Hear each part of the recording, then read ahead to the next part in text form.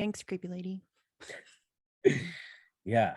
For those who are listening, I don't know if you can hear, but we can hear some, I don't know what the Alexa-esque person telling us we're recording, which you now know too.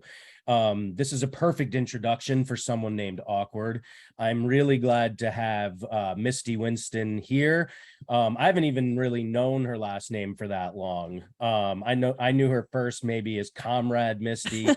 I'm not really sure, but this individual to some is a take no shit Twitter personality, but to me she's and you do go by she, right, Misty? Yeah.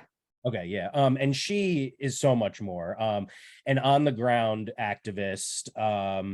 She represented, I believe, her state, not just her city, when we were marching for Medicare for all. She's really heavily involved in action for Assange. She's a political activist and organizer. And I would say that, I'm going to ask her about the things that my listeners, that you guys tend to hear me talking about. But we're going to talk about a lot more than we normally talk about, because a lot of the things we discuss in the United States, domestic terrorism, whether it's from a Nazi or the cops, inequity, injustice, people starving, people without health care, all of this is actually interconnected on a global scale. And the persecution and silencing of journalists in this country, the same thing happens overseas as well. And Assange, I would say, is at this point more than just an individual who's being persecuted for doing his job, for being a journalist, for exposing the truth. He's become a symbol for all of the dangers we're facing in society today, which makes what Misty does incredibly important, historical even. And she's a really fun person who's had me on her show a couple times. So Misty, thanks for joining me on my show finally. Yeah. Thanks for having me. Yeah, my pleasure. So I'm just going to get one thing out of the way before we touch on things. I want to, for those who do watch these, the very few individuals who do, I basically do this to give the person I'm talking to the opportunity to shine, to share the work that they're doing. It's not as much about me as it is about you. So I'm going to let you lead this conversation, but I have to ask you, and I already know the answer. Are you an abolitionist, and why? Yes. Because clearly what we're doing is not working. And we've talked about this at length on my shows. But it's ridiculous to me that we're in the year 2022 and we're still, it's what we're experiencing now. It's slavery. It's very strange to me that people can't make that connection. It's just been like some lipstick has been slapped upon it and it's been renamed. But our prison industrial complex is without question, and the law enforcement aspect of it, it's all it's really is just legalized slavery. And it's bizarre to me that that's even controversial to say, or that anybody is not able to see what's happening around us. So yeah, absolutely, I'm an abolitionist, no question. I knew the answer, as I said. Yeah. Really well said. And there's a connection that we can take forward in the conversation. You mentioned the prison industrial complex. You mentioned legalized slavery. Essentially, for anyone who doesn't know, that is literal. It is written into the 13th Amendment of our very Constitution that if you've been convicted of a crime, you can be a slave. And they are all over our country to this day. And if you look at the history of policing and how it led us here, it seems actually pretty intentional. Which means the system's working really well, really as intended. And I love the way you described it as putting lipstick on it, because that's similar to the kind of language I often use. They've implemented a gentler form of genocide, which, as we know, can't really exist. In many ways, it's barely gentler at all, right? Right. But again, you mentioned the prison industrial complex. This is essential to our capitalist system, as is the military industrial complex. And the military industrial complex, for those who don't know, feeds the prison industrial complex. All of the military weaponry that you see at protests, or you see just driving down your small town main street, that's all coming from the Pentagon, the Justice Department, et cetera, et cetera. So every time Biden or some Republican president chooses to invest another $1 trillion in the military so we can kill brown or black people overseas, or in some cases, Russians, we are also further supplying the police departments that we're also spending most of our money on anyway, right? So now military industrial complex, that allows us to speak on a more global level. It's kind of the way that we continue colonialism. I'd love to hear your thoughts on that, because that to me, anti-imperialism, like, you're a go-to person on that topic. So I'm going to shut up. Give it to us. Well, I mean, it's ridiculous, right? Like, the United States of America thinks that it's the world's dictator, that we're listen, and this is going to hurt some patriots' feelings, but we are the largest terrorist organization on planet Earth. The United States of America is the largest terror that we've ever seen.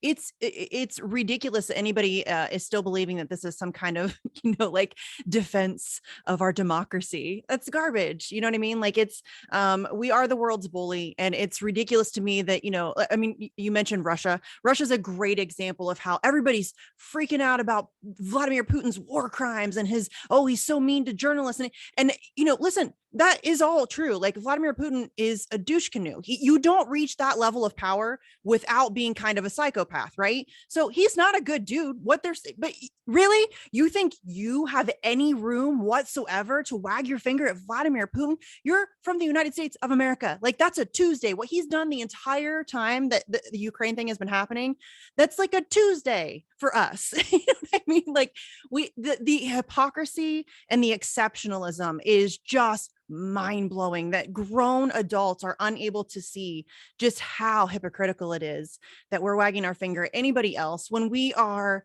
atrocious. The things Julian Assange, obviously, we're torturing a journalist for exposing our war crimes, and then we want to wag our finger at Putin about the way he treats journalists and about his war crimes. You don't get to do that. It's stupid. Like, who do you think you are? Like, it is, again, in the year 2022, that we're still doing this, that we're still blowing people up for profit. And everybody's just fine with that. And we're just like, that's just what happens, right? That's normal. That's not normal. That shouldn't be normal. That's crazy. And yet here we are. And you talk about the military industrial complex and the way that it's, funneling stuff into the police system in this country. And I think so many people you mentioned it also at the top, where you said that everything is so interconnected, and it is. This is a great example of that. It is a great example of, and listen, you're a fool if you think that the things that we're doing to people overseas isn't going to come home. Of course, that's going to manifest itself back at home. You're silly if you don't understand. And it's already, we're seeing it now. It's already happening. That's only going to continue to get worse.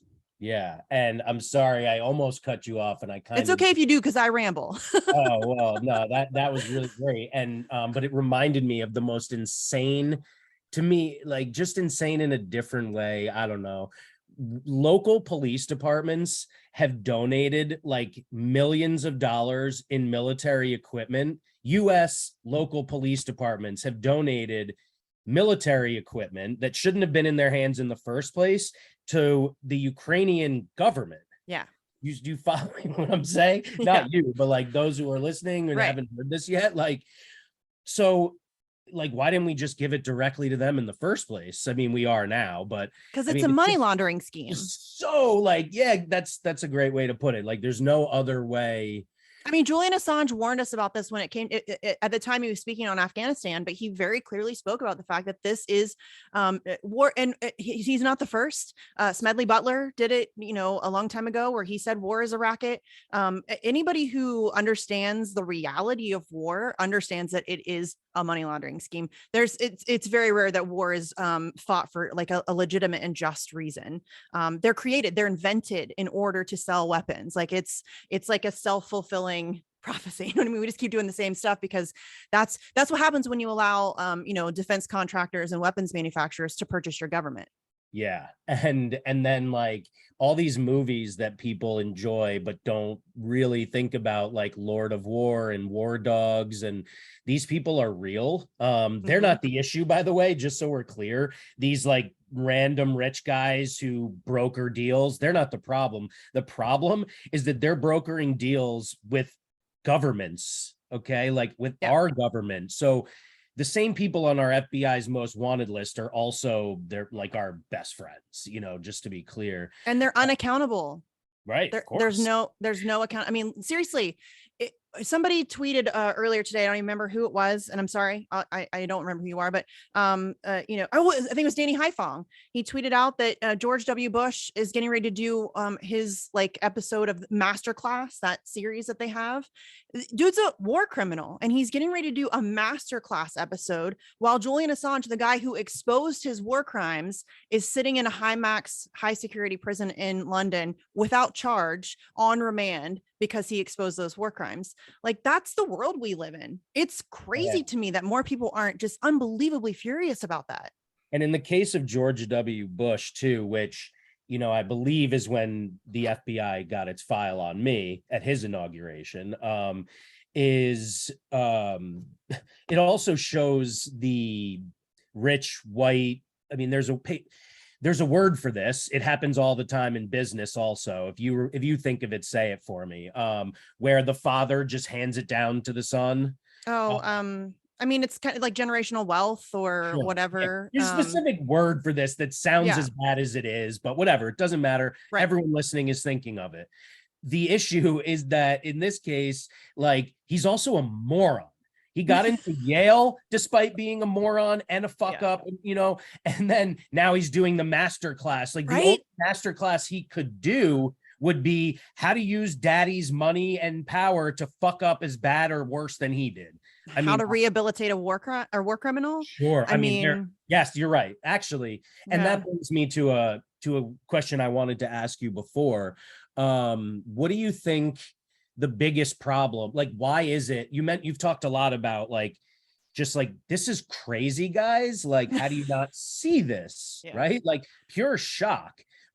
Like, so why is that? Why are people so either intentionally, like, willfully ignorant or uninformed? Like, because the propaganda game in this country is second to none. It is, I mean, honestly, credit where it's due. They are incredible at manufacturing reality for people. I mean, that's really essentially what it boils down to. And especially in this country, I mean, people will talk about like the propaganda of North Korea or the propaganda of Russia or whatever.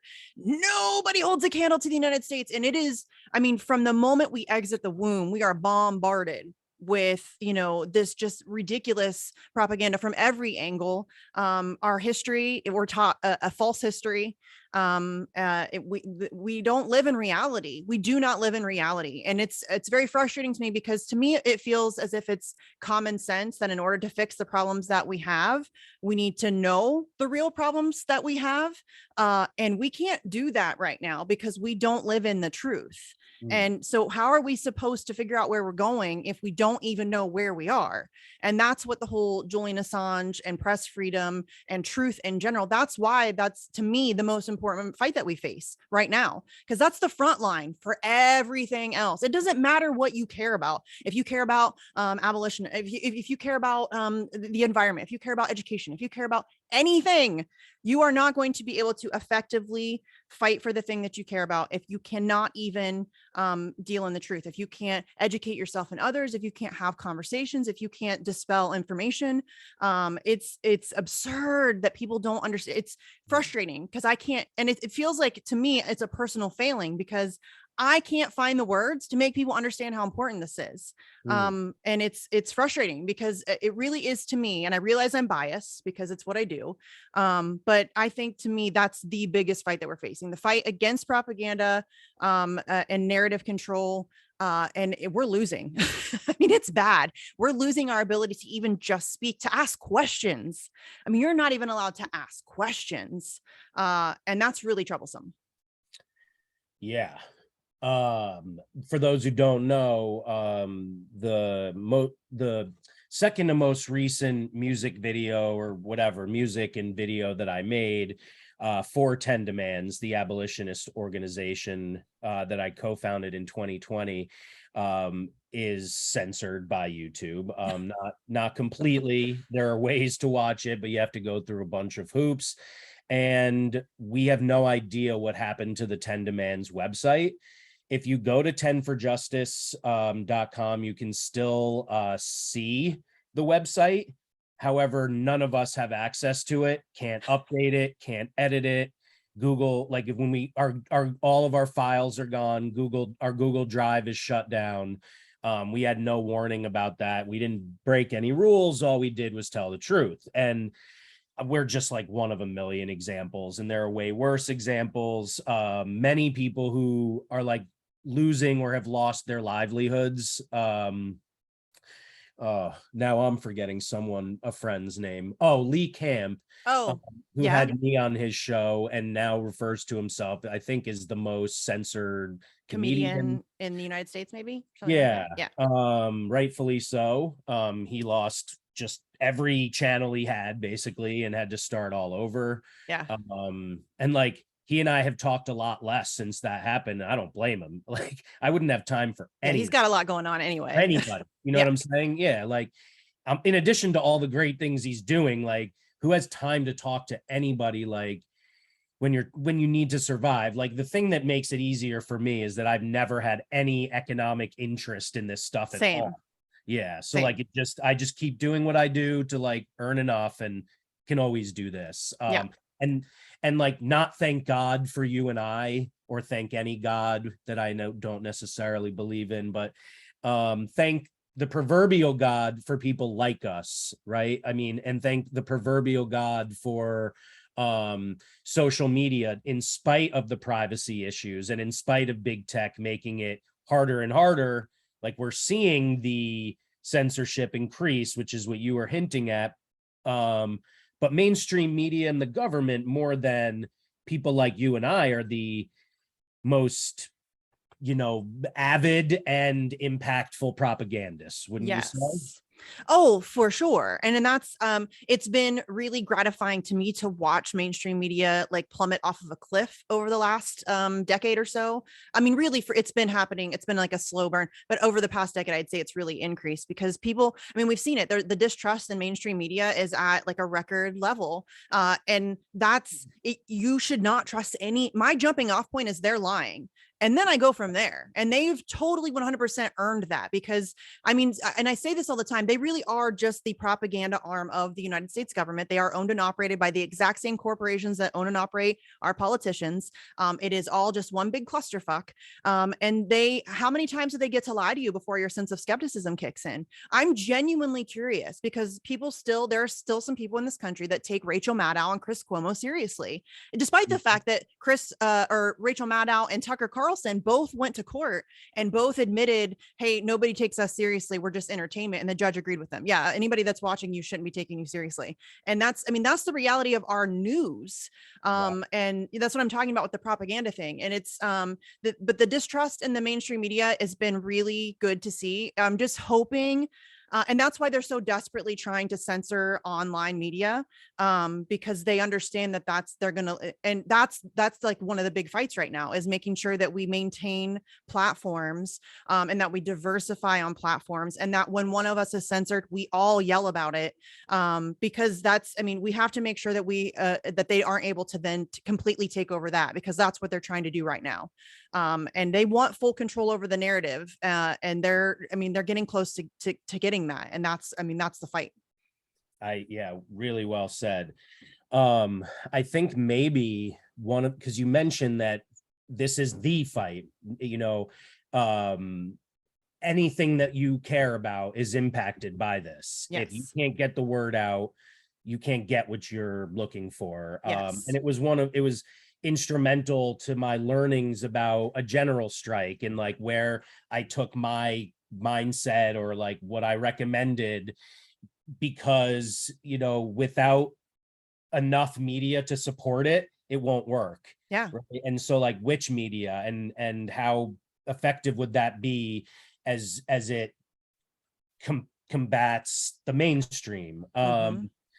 And so this being the fight, I think maybe one of the ways to make people see it more is to not focus on the journalists, maybe, who they can't relate to, but finding that thing that you talked about and putting it in their language. So like for, in conversations about, alternatives to cops in cages, I use this almost the exact same language that you did. The same corporations that invest in these politicians also invest in the police foundations, and those police foundations and police unions are also donating to those same politicians, who are then allowing things, or changing things on behalf of those corporations, who are also invested in electronic monitoring, in body cameras, in the foods or clothing used in prisons and ICE detention. So if, for instance, mass criminalization and incarceration are your things, that information should be terrifying to you. Again, these are the same corporations that control the media. So you're not hearing what I'm telling you unless you're listening to me, and I'm not nearly popular enough. Unfortunately. Then, there's people like Anna Kasparian, who just got destroyed by my friend Alec Karakatsis. Yeah, I saw that. Who I've interviewed for my show, because she's supposed to, like, to liberals, she's too far left. And yet to someone like me, she's just agonizingly frustrating, because like the Young Turks, she is a liberal. What are you talking about? She's a liberal. I know, but hold Straight on. up. She interviewed Madeleine Albright and was like, it's such a pleasure. Yeah, I'm glad I didn't watch that. Let me ask you a question. Are they owned by some other corporation? The Young Yes. Okay. Then they took Katzenberg money. They took money from right wingers, and then they yell about Jimmy Dore having a right wing audience. They take right wing money. They are 100% controlled opposition. Terrible. All right, forget it then. Well, okay, but so I was slightly not misinformed. I didn't have all the information, so maybe it changes the way I would have described this kind of scenario to people. However, for liberals who still don't know that and aren't going to watch this either, they are lefties. And so when they maybe watch, they catch a clip of her, they're going, oh, even she's for more cops, or whatever the fuck she was saying. Yeah. Well then obviously I'm not listening to Awkward, because that, he's even crazier than her. Meanwhile, she's not crazy at all. She's very intentional and very conservative. And so we have a huge fight, obviously the fight that we're up against. So as we talked about with Assange being more than Assange, right? Like, means so much more. And that's a fair criticism. You started that off by saying that it shouldn't be necessary. And I think that that's a fair criticism of the Assange movement, that it has been too Assange centric, which I'm willing to take that. Like, that's at least for myself personally, I do at times, and I've been trying to figure out messaging it in a way that better, like you said, people are better to relate to how it affects them. But that shouldn't even really matter, because this is a guy who is innocent. And yes, I realize that a lot of people have various opinions about him due to the 10-year plus long smear campaign that's been leveled against him. None of that stuff matters. Even if every terrible thing about him that's been said is true, it shouldn't matter, because that's not what he's being prosecuted for. And it has no relevancy in that discussion. And what is happening to him is wrong, period, on its face, for so many reasons. I mean, I could rattle them off. Like, I mean, the key witness was a convicted pedophile who admitted to making up his testimony in exchange for immunity from the FBI. I mean, that happened like, I don't know, a year and a half ago. And Julian Assange is still sitting in prison. They were plotting to murder him. The CIA was plotting to murder him. Again, And guys, all the stuff in those shows, these TV shows and movies is real. Okay. Yeah. And then some. And then Right. some. Yes. Right. 100%. I mean, they do say like the truth is like, you know, they tell writers like you have to make shit up, because if you tell the truth, it's going to sound impossibly unreal. It's like, real. The truth is stranger than fiction, or whatever they say. Yeah, 100%. And that's what's happening. Like the stuff that's happening to Julian Assange, it sounds crazy. All of it's true. It's nuts. All right. Here's an abolitionist view of Assange. If you are an abolition, or if you believe you are an abolitionist or striving to live as an abolitionist, and you are unwilling or unsure about supporting Assange because of the things you believe he's done, think more closely about what it means to be an abolitionist, and understanding that incarcerating anybody is not the solution. Let's say he did all of those things and he's being prosecuted for those things. You still shouldn't support incarceration. So no matter how you look at it, this person who is a lot bigger than the worst things he's ever done, by the way, just like all of us, you know, no matter how you look at it, he doesn't belong in the position that he's in. And let's just say, like, let's go back to, you know, more of a close to what's actually happening. He's not being prosecuted for those things. Okay. So again, not right. But also, let's say he did all of those things and he's not being prosecuted for those things. You need to support him irrespective of what, you know, those things he may have done.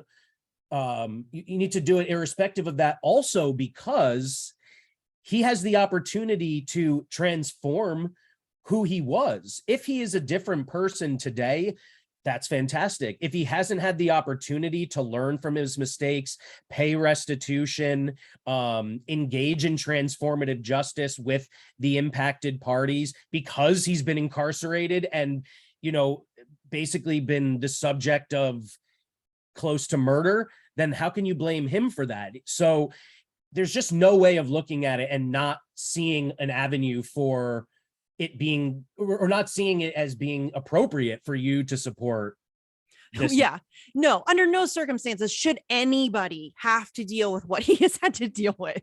Exactly. I mean, he's been subjected to psychological torture for over a decade. That's not me saying that. That's the former UN Special Rapporteur on Torture, Nils Melzer, saying that. He examined him along with two other doctors shortly after he entered into Belmarsh, and he is without question a victim of torture. And he is continuing to be tortured to this day. He's being held again. This is a guy who has zero history of violence. He's a journalist. He's a publisher. He's being held on remand without charge in it's called the Guantanamo Bay of the UK.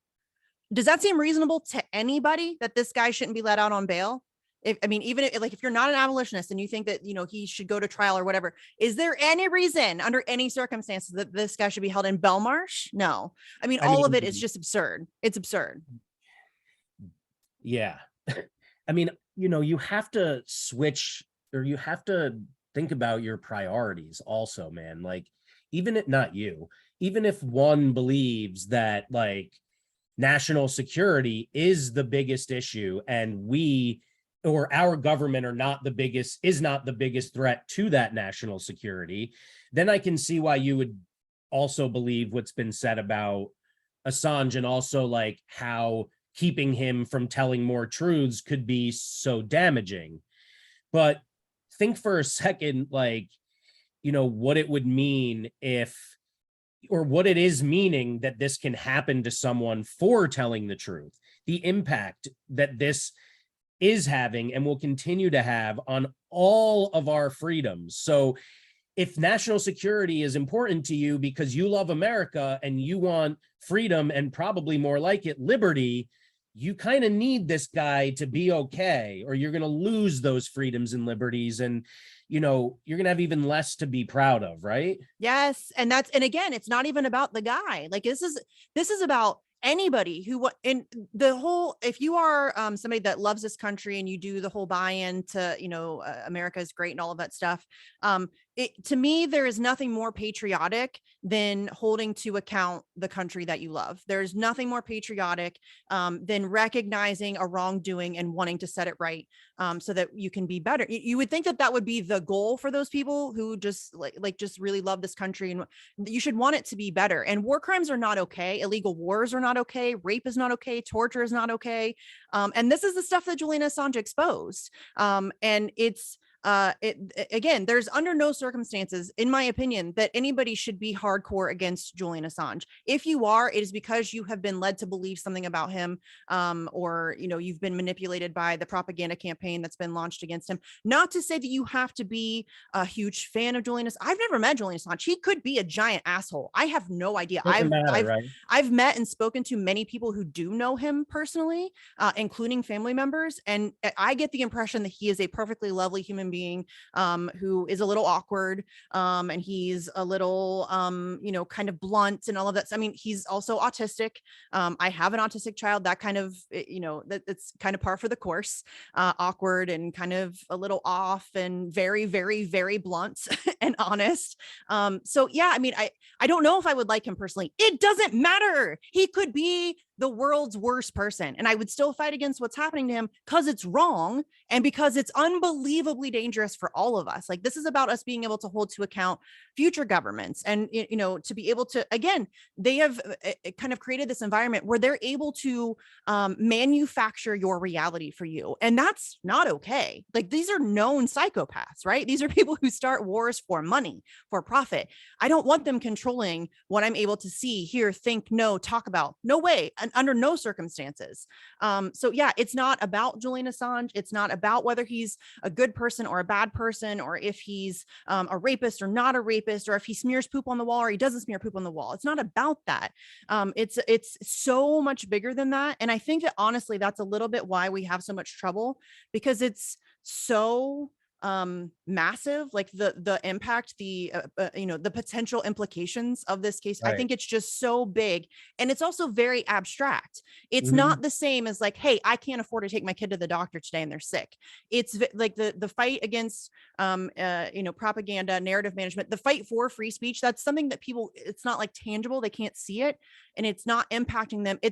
They're they're slowly chipping away at it over time, and so people are like just kind of being zombie walked into their own demise, and it sucks. Yeah, beautifully said. And I think you're right. It is much harder to like wrap your head around this, like how it's going to affect your day-to-day life, for instance, which takes us back to like why like formatting it, or I mentioned like having another way of paying the bills. What I do is try to incorporate political stuff as often as I can in an appropriate way into marketing writing.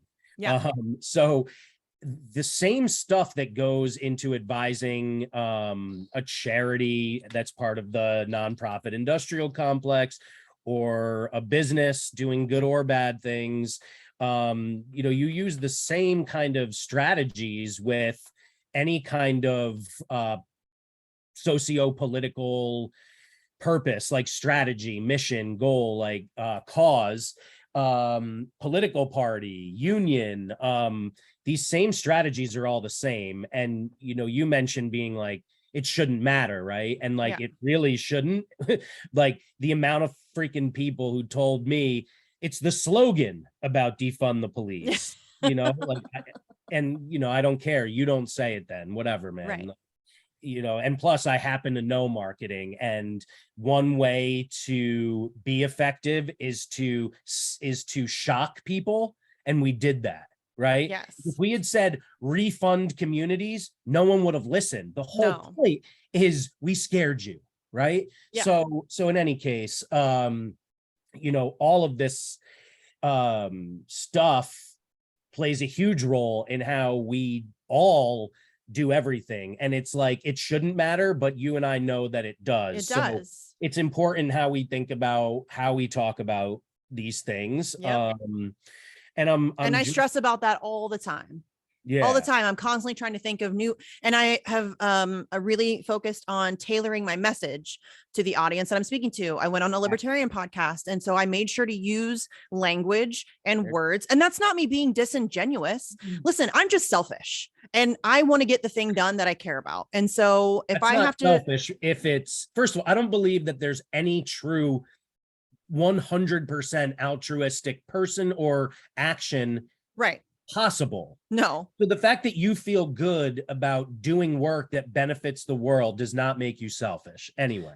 But I mean, like, that's, to me, I really want to get these things done. You have a narrow focus, you're one track minded. That's not selfish. Not really. I mean, that is my focus, but I talk about lots of things. Like people try to say that all the time. All she talks about is Assange. It is demonstrably false. I hit a bad note. You're right. People do say that. No, I mean, it's fine. Like, I just think it's funny because I've hosted so many shows and I've talked to so many people about so many things that it's just you and I didn't talk about Assange at all on your show, I don't think. No, I mean, let's be real. It probably, like, his name probably came out of my mouth at least once.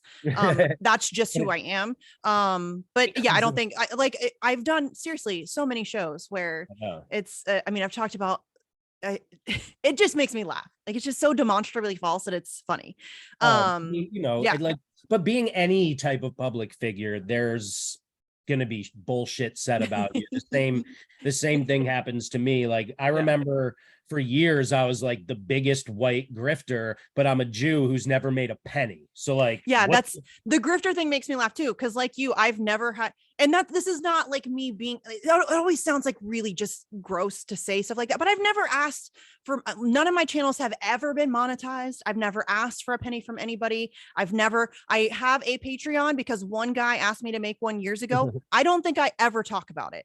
I don't like, it's never been. And so the grifter thing also like, the only thing I ever raise money for is when we're doing actions, and that's to like get supplies, print off flyers, get an Airbnb, it's like, I'm curious if you face this, the amount of like public disclosures we at 10 Demands had to make when we were raising money to show people that this. I post every receipt on the GoFundMe. Every single time I spend a penny, I post the receipt. I try to anyway. I do have severe ADHD, and so sometimes things might get lost in the shuffle of life. I try my very best, though, to be as transparent as possible, because I realize that there are legitimate grifters out there. I've had somebody get one over on me. I donate to a lot of people, and I try to anyway. And so there's been people that I've then later found out that they went on a shopping spree after they raised money for their rent or whatever. And I'm like, and that sucks, but I really do try to be as transparent as I can. But yeah, I only raise money for actions. Unfortunately, activism is really expensive. It is. It's ridiculous. And obviously, particularly with security issues, more than anything, like, transparency is critical in all the work that we do. However, I do see like a huge population of so-called leftists spending all of their time attacking other leftists, which to me seems very counterintuitive. Let's say that I gave money to someone who ended up going on a shopping spree.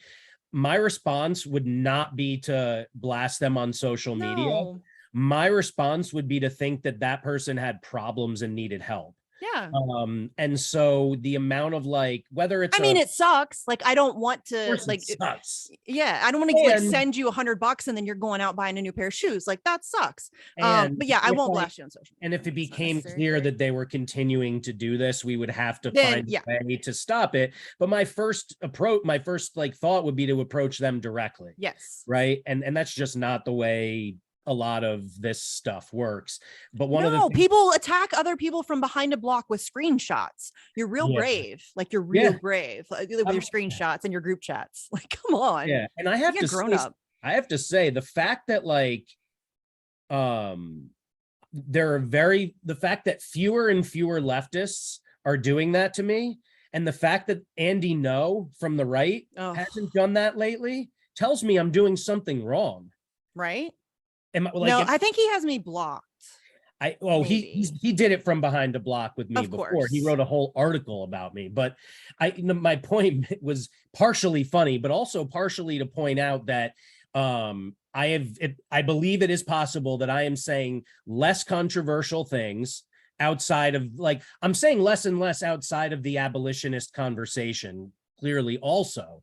I learned something. And okay, so the point of that was just like, it's interesting that I'm not being targeted, and that, and again, like, it is should be a point of pride for you that hasn't stopped. You're clearly doing something right, because you have enemies from all angles, right?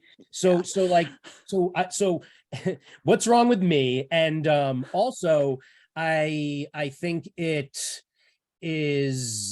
worth noting something, and I'm curious for your thoughts on this. That at one point I had a conversation with a person who manages a huge account on Twitter, and not just huge in terms of numbers, in terms of followers, because there's people with 1 million followers who have no engagement whatsoever. I'm talking someone with maybe like nearly 1 million followers and thousands of retweets on everything. And I've never met this individual. So I'm not going to know how much of their presentation is true, but actually, as a matter of fact, I did it actually at the end of our relationship. I spoke to him once on the phone. It is definitely someone who at least sounds like a man. The way he presents himself is as a man of color, not a black man, a man of color, I believe. Maybe I'm not sure, but the point is that he talks a lot about his experience being brutalized by police and et cetera, et cetera. What he told me was, you're making a mistake by constantly using abolish police, like, or abolish the police hashtag. You're cutting your shares by 50% because of using that hashtag. Instead of using that hashtag, show people why abolition is the answer, and lead them to making that conclusion on their own. I started doing that, and he was absolutely right. I have converted over the last like year to 2 years. I'm at least 100 neoliberals into abolitionists. Now, have I affected their way of thinking overall? Have I affected their mindset on other issues? Probably not. Yes, you have. Just by that one single issue, making them think slightly differently, that will not directly, but indirectly, that will impact the way they think about other things from now on. I think that's really true. I think that it's like you're lighting like a little spark, and then it, you know what I mean? Well, I really do think that. That's cool. I'm glad to hear that. Because a lot of them still have their Ukraine flags, right? Yeah, sure. But yeah, maybe over time, and it is working. I'm seeing not just them telling me this, but also tweeting things that that are more radical than what I'm tweeting now, because I'm avoiding using that terminology on Twitter. Right. Will I say that in a conversation? Always, forever, right? Will I write about it? Will I do music about whatever the hell? Yes, of course. But again, back to marketing, presentation, angle, I haven't changed, but the way I'm talking about it has changed. And in fact, it, to me, is way more sophisticated. I'm not just throwing a hashtag at people and like trying to force things down their throats. I'm demonstrating what the problems are and what the alternatives are. And it's worked. But having said all of that, many of the people that you and I both associate with, at least online, maybe not like on the ground, but at least online, spend more time, and I'm not judging one way or another intentionally, spend more time talking about the problems caused by neoliberals, a la Martin Luther King or Malcolm X than they do talking about Republicans, which of course to Democrats is the most devastating, sacrilegious, horrifying thing, making you enemies like at the level of the right, it seems. And you know, so how do you feel about me spending all that time talking to these same people, and like, can we do both? Or is it like good that 10 Demands has me and Nick? Because Nick's busy doing his thing and I'm doing mine. Like, what are your thoughts on all I of that? think that there's definitely room for both. But it's always been very baffling to me why people, liberals or anybody who is even like slightly left, is angry about somebody who is focusing so much attention on the people who promised us stuff and are not delivering. Republicans never promised me anything. You know what I mean? Republicans have never been on my side. Just generally speaking, I mean, I can tell you that I have had a lot of luck in having conversations with people on the right on certain issues. And they're a lot more receptive than liberals are on a lot of issues. But yeah, Ted Cruz has never promised me shit. Not a one time. AOC, the squad, Bernie Sanders, they've promised some stuff and they haven't delivered on any of it. And I think that isn't that supposed to be what you're doing, is holding those who are alleging to be your allies, holding those people to account and pushing them to do better and to do more. People are suffering. I don't care what Ted Cruz is doing. He's not ever going to be somebody I can depend on. And I know, I don't do electoral politics anymore. And this is the reason why. I know that the AOC's never been on my side either. She puts on a good show, but she's never been on your side, our side, ever. I mean, she is what she is. But yeah, it's always been really weird to me that people get mad at somebody like Nick or myself or whatever, because we and I do criticize Republicans, but no, not nearly as often as I do people who pretend to be leftists, who cried at the gates of, concentration camps when Donald Trump was president. And since Joe Biden has taken office, has not said a goddamn word about kids in cages. That's disgusting to me. And I will 100% call that out every time. But I think to your point, I think that there is room for both. I think that, I don't think that, just knowing myself, it's really hard for me. Neoliberals hate me. They're not receptive in any way, shape, form, or fashion. I'm a red brown, I'm, fascia adjacent, I'm whatever. If you can have, if you can have those conversations, more power to you. I wish that I could. To me, it seems like there's 100% like a wall there. I would welcome that. Like if some, liberals want to jump on board the free Assange train, they're not going to do that. But if they did, welcome aboard. You know what I mean? Like, I got no problem with you. I'm very issue specific. I like to look at issues. I like to find allies for that issue. Because again, I'm selfish. I just want to get the shit done. So if, we got to disagree on some other things, but we can work together here, let's do that. Let's get the thing done. But yeah, I think there's definitely room for both. I am guilty of being a little bit critical. I don't think that we should bother with politicians. That's just me personally. If you want to do that, or if you want to run for, like Shahid Buttar running for office, I like Shahid. I think he's a great guy. He's like a legit activist. I have respect for that. I think that working within the system is a waste of time. So that's just a disagreement on approach or whatever. But I love Shahid Buttar. I generally speaking, like, it's really weird that so many people hate me, because I don't really hate anybody. Like, I do. Like, there's some really terrible people on earth, that, I know what you mean, though. Yeah, but it is weird that I don't have an issue with you. Do your thing, I'll do my thing. Stay out of each other's way. It's fine. But it is what it is. But there's definitely room for both, I think. Yeah, I like that answer. As it relates to you, I suspect probably most of the people who hate you haven't heard you say that before. I say it all the time. Yes, that's where I was going, because they haven't heard you, period. Yeah. Right? They're just making judgments based on something they've heard, and so I just got a critic the other day on Twitter who said something about I criticized Nina Turner, and they said, yeah, but you're stupid too, because just like Nina, because you believe that there are two parties and that one's better than the other. And I'm like, have you ever heard me talk? That's not a thing I have ever said. Ever. You will not ever hear me. Come on. No. That person didn't deserve that airtime, even without their name. Like, true. that made no But that's what I sense. mean. Jesus, I get that. Seriously, I'm not kidding. I'm not kidding. Absurd. I have the dumbest trolls on Twitter.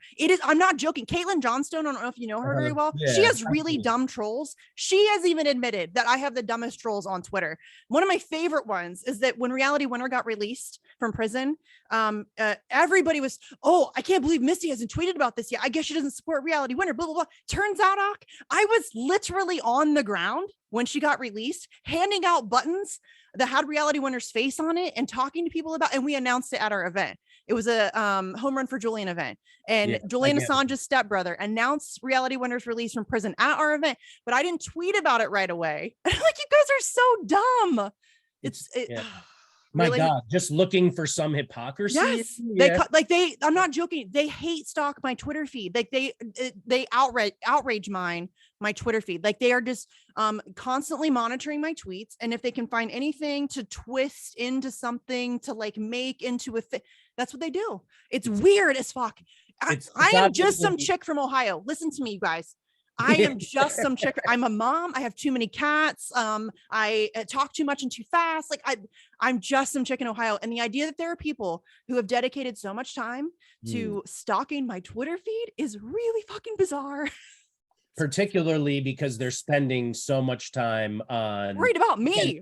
I know this is not mean in any disrespect. I say the same about the people who've, it's weird, hate mail or death threats. Like, I don't get it. Like, it shouldn't be me. There are people who are much more scary than me. People who have actual power. Like, why are you not focused on people who have actual power? I don't have any power. Right. That's who I'm referring to. People who have power. One tiny place where maybe we disagree is that I do believe there's great opportunity at the local level. There's some argument to be made for that. I think it varies depending on where you live, but yes, sure. Certainly. But it is there where 10 demands can be effective, for instance, where you take these things to the city council and you can change where investments go, et cetera, et cetera. I don't disagree with that. Okay, cool. So no disagreement there. That wasn't the point anyway. The fact that we disagreed doesn't matter if we do or not, but good to clarify. And it just made me think though, like, where I don't want to say the name because of where I live. I don't want to give that away. Don't dox yourself. Yeah. There's a guy running for something.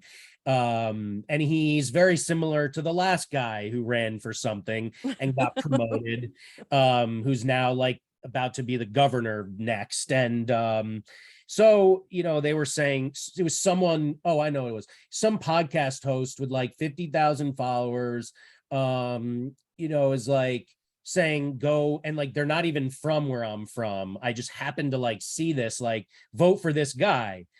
And I replied and said that this guy and she could learn a lot from Tiffany Caban, for instance, or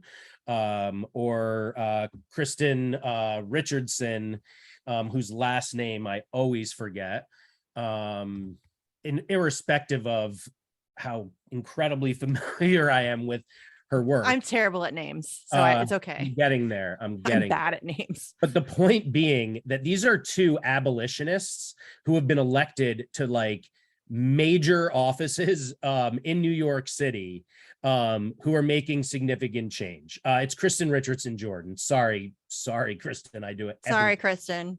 So long story short, I'm also promoting her at the same time, I guess, is that I said these people need to learn, and they need, this guy who's running needs to not be a neoliberal and learn from these powerful women. And the response from this, and by the way, one is Hispanic and one is Black, and the response from this white podcaster was basically like, oh, you must want his competitor who's a Republican.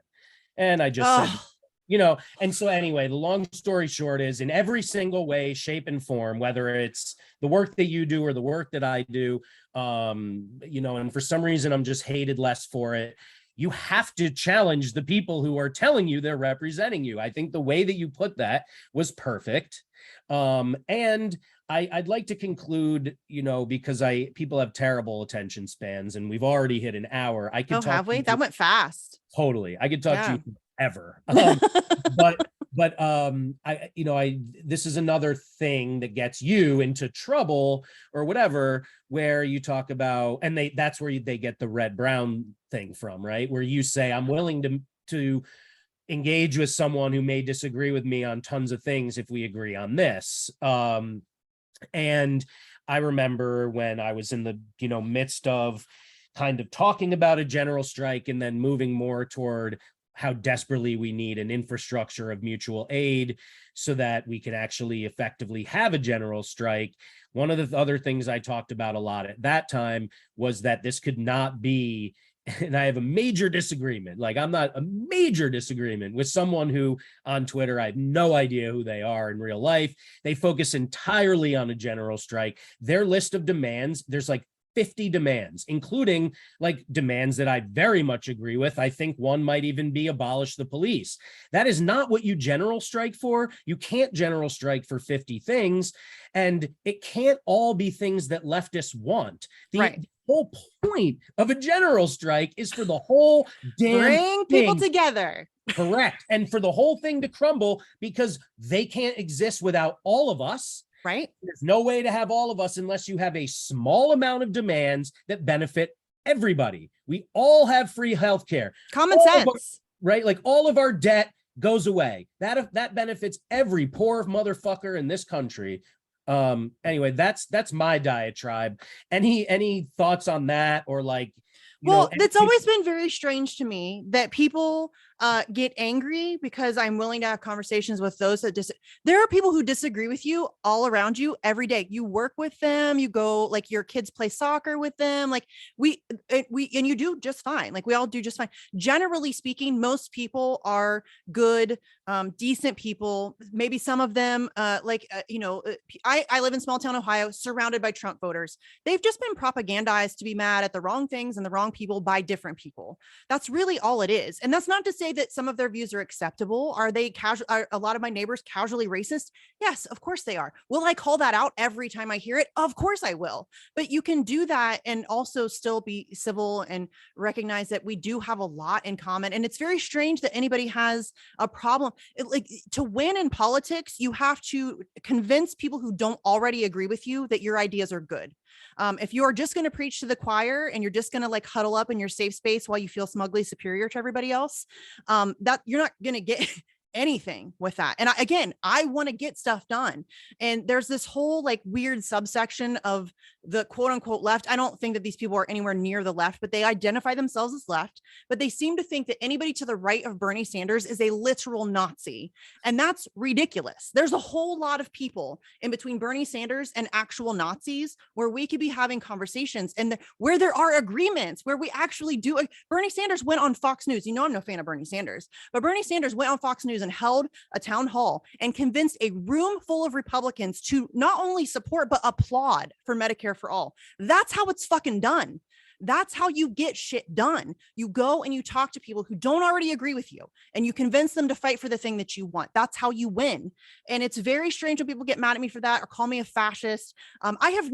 People say all the time, oh, you want to work with Nazis. I have never once advocated for working with Nazis. Not a one time. Am I willing to have conversations with people that some liberals or hipster liberals or quote unquote leftists find to be repulsive? Yes, I'm willing to do that. I'm absolutely, and you can be mad about it. That's fine.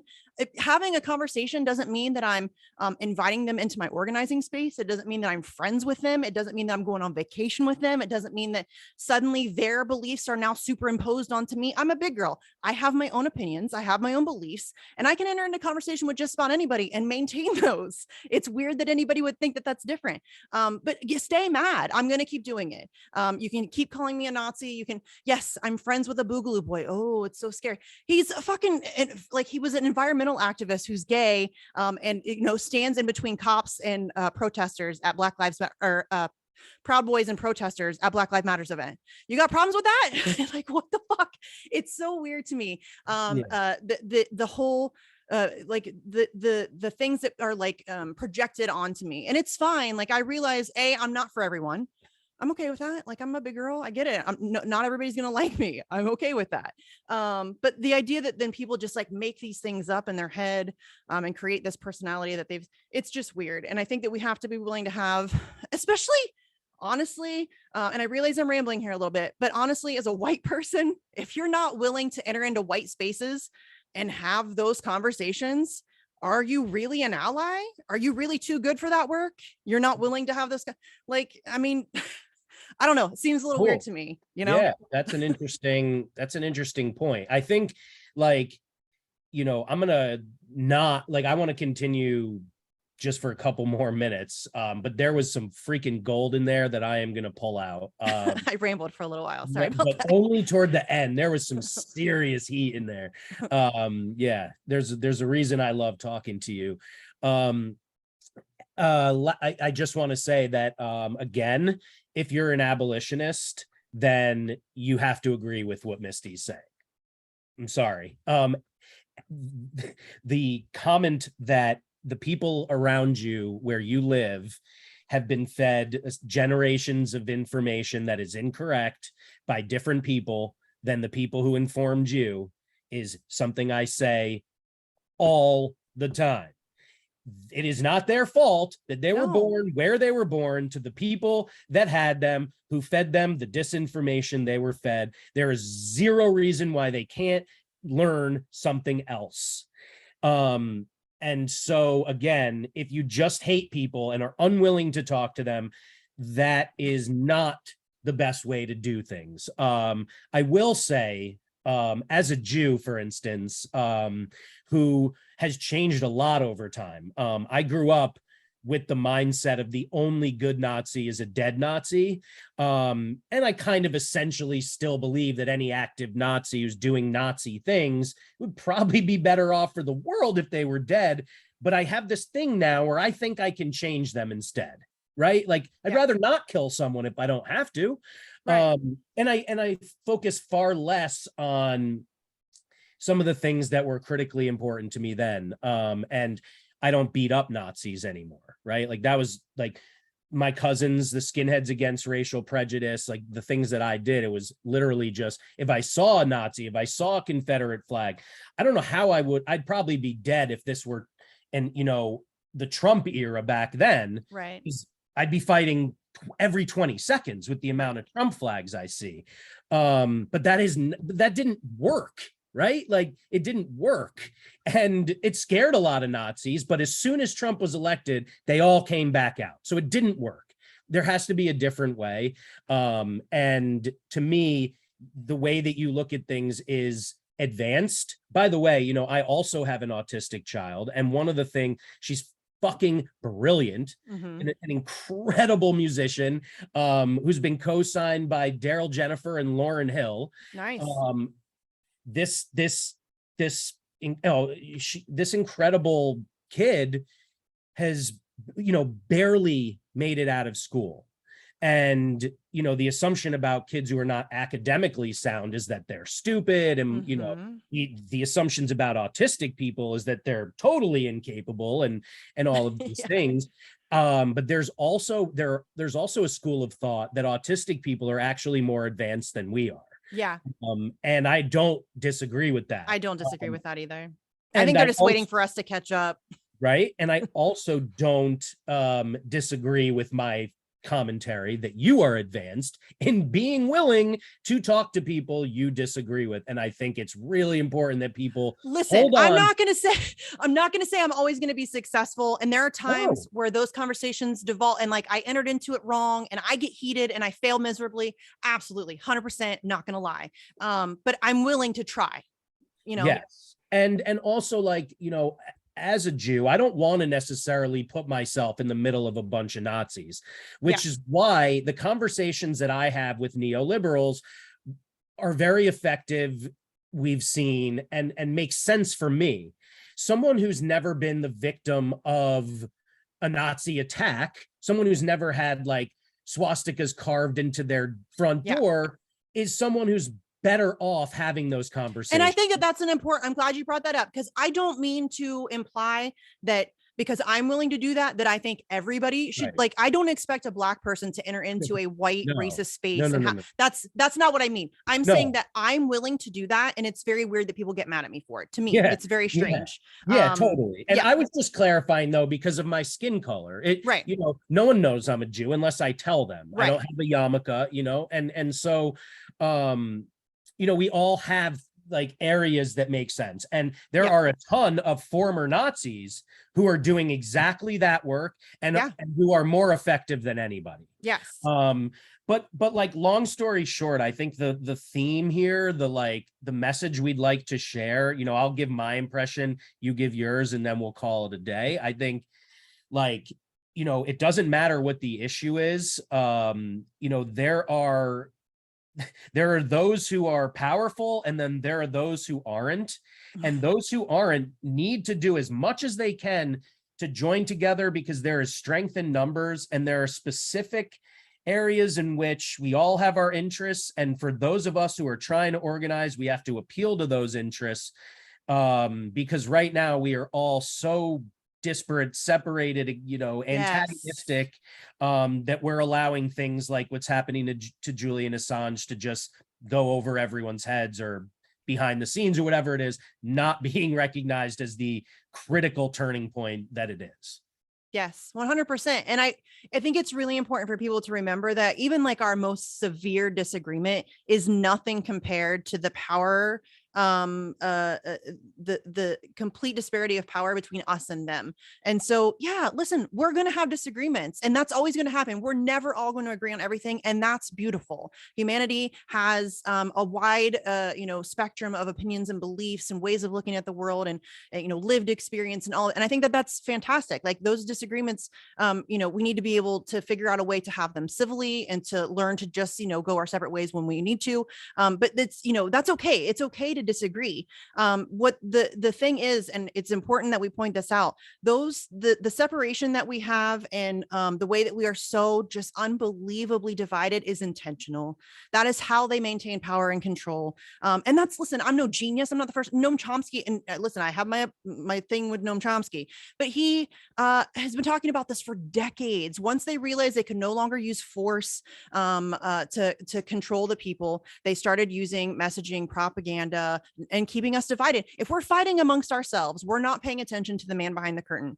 So all of that division is intentional. It is meant to keep us at each other's throats, so that we're not fighting back against the power structures that are oppressing all of us. And I wish that more people could just take a step back, take a deep breath, and realize that, hey, yes, we have some disagreements. We disagree on some things. That's, you know, that's just the way it's going to be. But in the long run, we really are in this together. It is us against them. It's not left versus right. It's not red versus blue. It is us versus them. It is always going to be that way. And we can't even have conversations about our disagreements. As we said at the top of the show, we aren't even dealing in the truth right now. So we can't even have those conversations about our disagreements until we deal with the system that's designed to kill us all. Boom. Misty, thank you so much. Thank you for having me. I really appreciate it. Oh, and October 8th, Saturday, October 8th, if you are in the Washington, D.C. area, before we close up, I just want to, I need all the help I can get spreading the word about this. I'm kind of on my own, and Assange stuff is heavily, I'm not on my own, like Team Assange is, but you know what I mean? But Assange stuff is heavily shadow banned. Heavily on all social media. So there's a flyer on my Twitter page. You can go and share that. But it's Saturday, October 8th, from 12 to 3 p.m. at the Department of Justice. It's a global day of action for Julian Assange. There's events in London, Australia, San Francisco, Las Vegas, Tulsa, DC, Toronto, all over the place. There's different actions happening. If you can't make it to DC, find one near you. If you can't find one near you, be one near you. All it takes is a poster board, a Sharpie, and a sidewalk. Instant protest.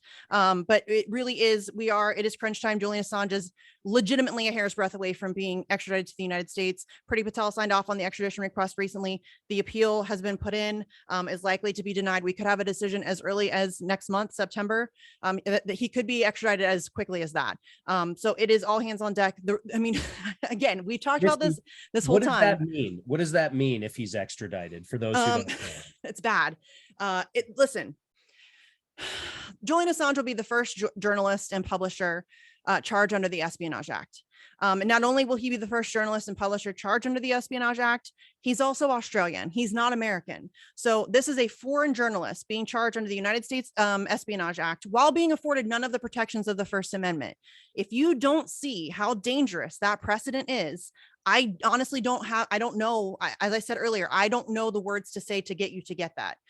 This is, it's crunch time. Like this really, I don't know how we come back from this. So if he's extradited, he will face a trial in the Eastern District of Virginia where he cannot get a fair trial. That is absolutely not possible at this point. We now know that the CIA it co-opted UC Global, a Spanish security firm, to spy on him in the Ecuadorian embassy. And that includes conversations with his legal team. So the people who he's going up against in court were spying on his legal conversations. It's not possible for this man to get a fair trial. He's facing 175 years in prison simply for telling the truth. WikiLeaks has a 100% record of accuracy. They've never gotten it wrong. They haven't had to retract a single word they've ever published over millions of documents. And they have turned journalism into a science as much, and I don't mean like Fauci science, I mean like legitimate science as much as it is possible. They don't offer, it's not opinion. It's not like some talking head screaming at another talking head. It's 100% verifiable, authenticated source documentation. It's just the truth in black and white.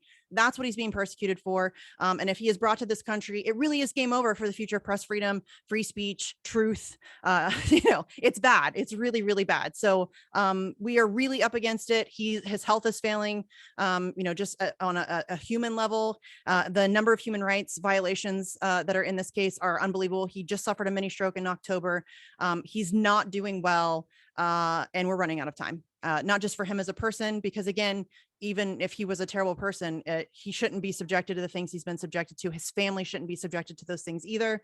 But it's about so much more than that. And we're very, very close to losing it all. So yeah, it's a big deal. Big deal.